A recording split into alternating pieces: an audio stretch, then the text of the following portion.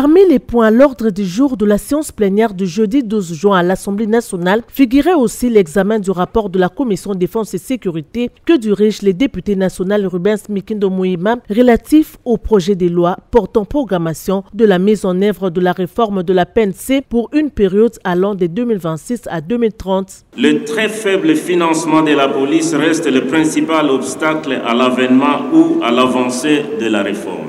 Et puisque le gouvernement fait de ce budget programme un levier de transition vers une police républicaine, professionnelle, moderne, respectueuse des droits humains et conforme aux standards internationaux, la Commission défense et sécurité s'est attardée à rechercher la cohérence entre les affectations prévues et la réforme projetée. Dans les soucis de moderniser la police, la Commission a étendu le champ de digitalisation de la police en insérant les lignes de crédit qui permettent notamment à la police d'optimiser son système de surveillance criminelle, d'acquérir son système de surveillance des plaques d'immatriculation et de se doter d'un système de perception électronique des recettes provenant des contraventions routières pour n'inciter que cela. La Commission a fait son devoir. C'est à votre tour de donner une chance à la réforme de la police, d'être prise en compte dans la loi des finances de l'exercice 2026 en adoptant le rapport de la Commission qui vous sera intégralement présenté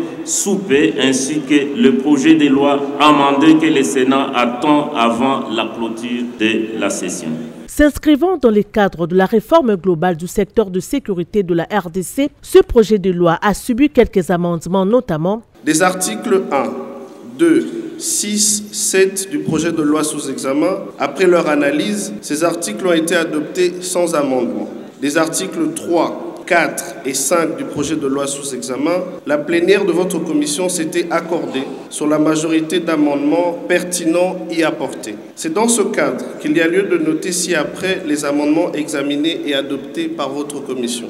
Le budget a connu un accroissement de 11,04% comparé au budget initial. Cet accroissement est principalement dû à la planification de la construction des 1046 commissariats de police dans les ETD, à la planification de l'opérationnalisation de l'industrie de la police pour la production d'équipements et autres accessoires, à l'augmentation du nombre d'écoles de police à construire et à équiper, lesquelles passent de 4 à 6, à l'augmentation du nombre des bénéficiaires de formation nationale spécialisée de la NN1, UP1/HP et GMI à former en 5 ans, soit 5 000 à 10 000 policiers, et à la redynamisation des unités canines, à la dotation des garages de maintenance propres à la police dans les 26 provinces à raison de 2 par province, à l'amélioration du budget alloué à l'axe stratégique portant sur la recevabilité de la police et le partenariat police-population. Et je m'en vais féliciter la commission qui a travaillé sur cette loi importante pour la République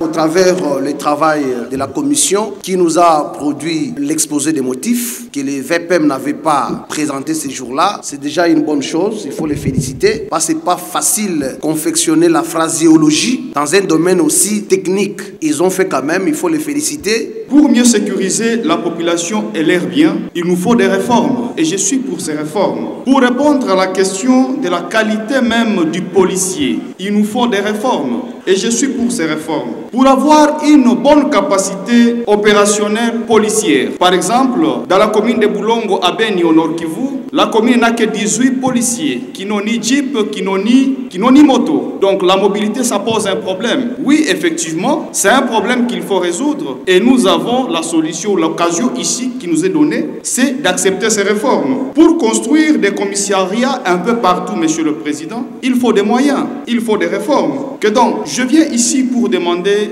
honorable Président, honorable membre du bureau, honorable député, chers collègues, que nous puissions accepter et adopter cette loi, ces projets de loi. Et je ne pouvais pas ne pas féliciter le travail qui a été abattu par notre commission de la défense et sécurité. Après quelques préoccupations et propositions faites par les députés nationaux à la commission défense et sécurité pour enrichir ces rapports, le projet de loi portant programmation de la mise en œuvre de la réforme de la police nationale congolaise pour une période allant de 2026 à 2030 a été adopté et envoyé au Sénat pour une seconde lecture avant sa promulgation par le président de la République. Nous voulons remercier le président de la Commission Défense et Sécurité, l'ensemble de son bureau et des membres qui composent cette commission.